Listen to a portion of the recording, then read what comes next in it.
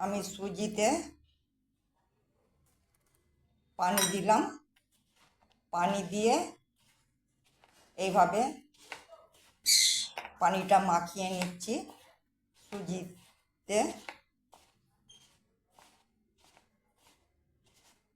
খুব ভালো করে মাখাতে হবে বন্ধুরা। আমার মাখানো হয়ে গিয়েছে, আমি 15 মিনিটের জন্য ঢেকে রেখে দিলাম। সুজিটা আমার খুব ভালোভাবে ভিজে গিয়েছে। এবার আমি একটা চুবড়ির সাহায্যে সুজিটাকে চেলে নেব এইভাবে।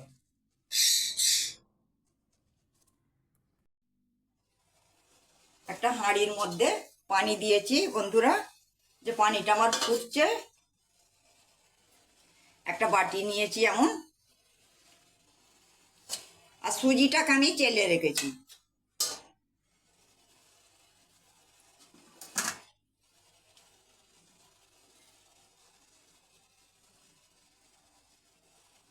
এইভাবে কিছুটা সুজি দিলাম, আর নারকেলের ছাইটা আমি আগে থাকতে বানিয়ে রেখেছিলাম।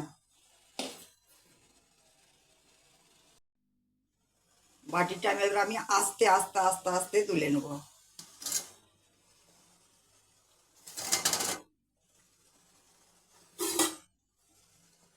বাটিটা বন্ধুরা আমার গরম হয়ে গিয়েছে।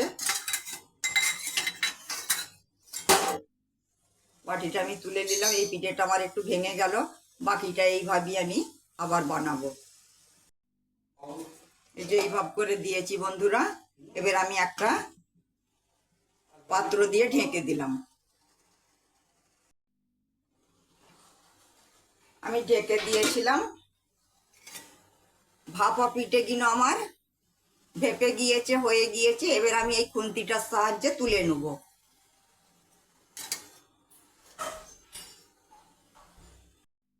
সুজির ভাপা পিঠে কিনা আমার হয়ে গিয়েছে বন্ধুরা। আমি এই তুলে নিয়েই বাসনটার মধ্যে রেখেছি।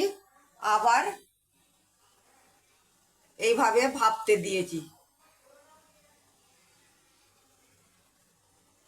এই দুটো আমার সুজির, আর এইটা ময়দার ভাপা পিঠে আমি বানাচ্ছি।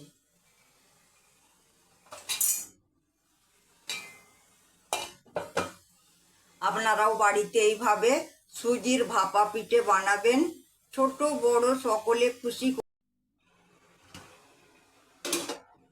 আমার ভাপা পিঠে কিনা হয়ে গিয়েছে, এবার আমি উঠিয়ে নেব।